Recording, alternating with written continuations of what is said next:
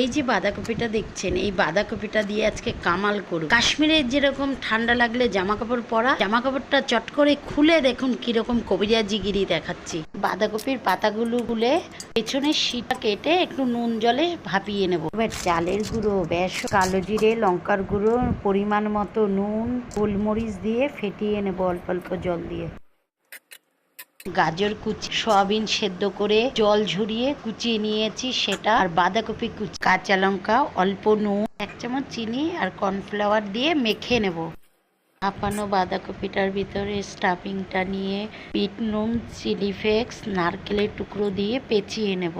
এইভাবে প্রত্যেকটা করে নিয়েছি। এবার ব্যাটারে গুলিয়ে তেলের ভিতর দিয়ে দিই। আস্তে আজে দেখেন ভেতরটা পুরো ভাজা হয়ে গেছে। এবার তুলে নিচ্ছি। দেখুন কিরকম মচমচে হয়েছে। আমি এবার ভেঙে খেয়ে আপনাদের দেখাচ্ছি। আশা করছি এই কাশ্মীরি জামা কাপড় পরা রেসিপিটা আপনাদের খুব ভালো লাগবে। আপনারা